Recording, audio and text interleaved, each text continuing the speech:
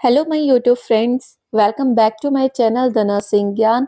तो इस वीडियो में हम डिस्कस करने वाले हैं कार्डियोवास्कुलर सिस्टम पार्ट 2 की सीरीज। प्रीवियस वीडियो में हमने डिस्कस किया हार्ट की एनाटॉमी एंड फिजियोलॉजी, जिसमें हमने शेप, साइज, डायमेंशंस डिस्कस किए हैं। इसके हार्ट में कितने चैम्बर्स होते हैं, कितने वॉल्व्स होते हैं और conduction system of the heart कैसे काम करते हैं, यानी कि इलेक्ट्रिकल इंपल्स कैसे जनरेट करती है, कितनी बीट्स पर मिनट हमारे हार्ट बीट होती है, वो सब हमने लास्ट वीडियो में डिस्कस किया। तो अगर किसी ने प्रीवियस वीडियो नहीं देखी है तो प्लीज उसको चेकआउट करो। इस वीडियो में हम डिस्कस करेंगे circulation system of the heart. ये भी एक इम्पॉर्टेंट एस्पेक्ट है। इसमें हमें ये पता होना चाहिए कि ब्लड कैसे पूरी बॉडी में सर्कुलेट होता है। तो जिस किसी ने भी मेरी प्रीवियस वीडियो नहीं देखी है उसको जरूर देखिए और इस वीडियो में स्टार्टिंग से लेके एंड तक बने रहिए। चलो स्टार्ट करते हैं। Circulation cardiovascular system. तो इस वीडियो में हमें पता होना चाहिए कार्डियोवास्कुलर होता क्या है। तो जो कार्डियो होता है उसमें हम हार्ट आ जाता है और वास्कुलर होता है उसमें ब्लड वेसल्स आ जाता है। तो इस सिस्टम में हम हार्ट और ब्लड वेसल्स की स्टडी करते हैं। So circulation system of heart discuss करेंगे, उसमें systemic circulation and pulmonary circulation discuss करेंगे। So circulatory system physiology. हम डायग्राम से क्लियर करेंगे। यस। सो बेसिकली क्या स्टार्ट होता है, सबसे पहले जो आपकी एसवीसी है, here is your SVC. SVC is your superior vena cava. तो सबसे पहले जो सुपीरियर वेनी कैवा है वो क्या करेगी, डीऑक्सीजनेटेड ब्लड कैरी करेगी, क्योंकि ये ऊपर है। तो इसका काम क्या होता है, अपर बॉडी पार्ट से अपर बॉडी पार्ट में आ जाएगी आपकी upper extremities, head and neck region. तो ये वहां से ब्लड कलेक्ट करेगी और किसको पास ऑन करेगी, राइट एट्रियम को। और वो जो ब्लड होगा वो क्या होगा, डीऑक्सीजनेटेड ब्लड होगा। Then your IVC. IVC is your inferior vena cava. जो आपका ये पोर्शन होता है ब्लू वन, इसको बोलेंगे हम आईवीसी, इंफीरियर वेनी कैवा। ये क्या करेगी, deoxygenated blood lower extremities, lower extremities जो ये आईवीसी है, ये lower part of the body से ब्लड, डीऑक्सीजनेटेड ब्लड रिसीव करेगी और किसको पास ऑन करेगी, लेफ्ट राइट एट्रियम को। तो एसवीसी और आईवीसी ने दोनों ने मिलके अपर और लोअर बॉडी से डीऑक्सीजनेटेड ब्लड कलेक्ट किया और उसको राइट एट्रियम में पहुंचाया। उसके बाद जो आपका राइट एट्रियम में डीऑक्सीजनेटेड ब्लड आ गया, देन जो कोरोनरी साइनस होता है, आपको पता होगा जो मायोकार्डियम यानी कि लेयर ऑफ हार्ट होती है, उसको ब्लड कौन, ऑक्सीजनेटेड ब्लड कौन पास ऑन करता है, कोरोनरी आर्टरीज। तो coronary arteries supply blood to myocardium. और जो आपके कोरोनरी साइनस होते हैं, उससे क्या होता है, डीऑक्सीजनेटेड ब्लड कैरी होता है फ्रॉम द कोरोनरी। वैसे ये जो यहाँ पर होते हैं, यहाँ पर आपके कोरोनरी साइनस प्रेजेंट होते हैं, इससे डीऑक्सीजनेटेड ब्लड आता है through the from coronary vessel of the myocardium. इसके आने के बाद ब्लड कहाँ पास करता है, यस, देन आपका ब्लड राइट एट्रियम से जाएगा राइट वेंट्रिकल में। कहाँ पर जाएगा आपका ब्लड, राइट एट्रियम से जाएगा राइट वेंट्रिकल में through the right atrioventricular wall और ट्राइकस्पिड वॉल। तो ये पोर्शन है, ये क्या है, वॉल। इस वॉल को बोलेंगे राइट एट्रियो वेंट्रिकुलर वॉल। तो जैसे ही right atrioventricular valve open होगा, आपका ब्लड राइट एट्रियम से राइट वेंट्रिकल में जाएगा। जो आपके वॉल्स होते हैं ये वन डायरेक्शनल होते हैं। तो जब ब्लड आपका राइट वेंट्रिकल में आ जाएगा तो ब्लड वापस नहीं जाता, क्योंकि ये वन डायरेक्शनल होता है। तो ये एक डायरेक्शन में फर्दर पास ऑन होते रहते हैं।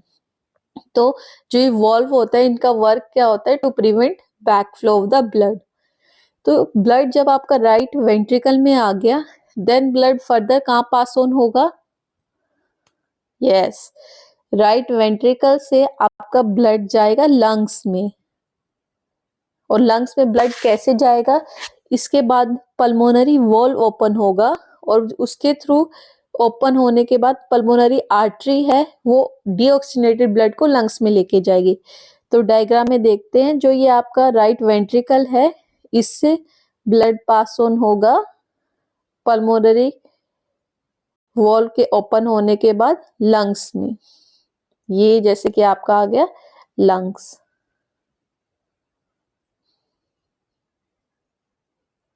ओके, लंग्स में गया और कौन लेके गया? Pulmonary artery. तो सबके मन में डाउट होता है, जो आर्टरी होती है वो तो ऑक्सीजनेटेड ब्लड कैरी करती है, देन ये आर्टरी डीऑक्सीजनेटेड ब्लड कैसी कैरी कर रही है? तो सिर्फ एक जो पल्मोनरी आर्टरी होती है वही आपका डीऑक्सीजनेटेड ब्लड कैरी करती है। सीधी सी बात है, जब पल्मोनरी आ गया उधर आपका डीऑक्सीजनेटेड ब्लड होगा, ठीक है। तो जो पल्मोनरी आर्टरी होती है वो आपका डीऑक्सीजनेटेड ब्लड कैरी करती है, और ऐसे ही जो वेन्स होती है वो डीऑक्सीजनेटेड ब्लड कैरी करती है। पर जो पल्मोनरी वेन होगी तो अपोजिट हो गया, तो वो क्या करेगी? ऑक्सीजनेटेड ब्लड कैरी करेगी। तो ऐसे आपको याद रखना है। तो जो आपका ब्लड था वो राइट वेंट्रिकल से चला गया लंग्स में through the pulmonary artery after the opening of pulmonary valve, ठीक है। अब नेक्स्ट स्लाइड में मूव करते हैं। तो ब्लड चला गया था आपका लंग्स में। लंग्स में जो ब्लड, अब लंग्स का क्या काम होता है?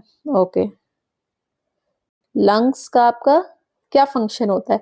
लंग्स का फंक्शन होता है आपका जो कार्बन डाइऑक्साइड होता है उसको ब्रीथ आउट करना थ्रू रेस्पिरेशन, और जो ऑक्सीजन है उसको ब्लड स्ट्रीम में पास ऑन कर देना, ठीक है। तो लंग्स ने अपना काम कर दिया, उसने CO2 को तो डिफ्यूज आउट कर दिया और ऑक्सीजन को अपने ब्लड स्ट्रीम में रख लिया। अब काम आता है आपके पल्मोनरी वेन। देखो, अब जो पल्मोनरी वेन ने क्या किया? ऑक्सीजनेटेड ब्लड कैरी किया थ्रू द लंग्स। लंग्स से ऑक्सीजनेटेड ब्लड को रिसीव किया और कहाँ उसको पहुंचा दिया? लेफ्ट एट्रियम में। तो अब आपका ब्लड कहाँ पे आ गया? लेफ्ट एट्रियम में आ गया। अब लेफ्ट एट्रियम से ब्लड जाएगा left ventricle through this left atrioventricular valve और बाइकस्पिड वॉल और मिट्रल वॉल। ये तीनों कोई भी क्वेश्चन से आ जाए तो आपको पता होने चाहिए, ठीक है। तो ये तीनों जो नाम है वो एक ही वॉल्व के होते हैं। और ये बाइकस्पिड क्यों होते हैं? क्योंकि इसमें दो कस्प होते हैं, इसलिए इसको बाइकस्पिड वॉल्व बोलते हैं। देन ब्लड आपका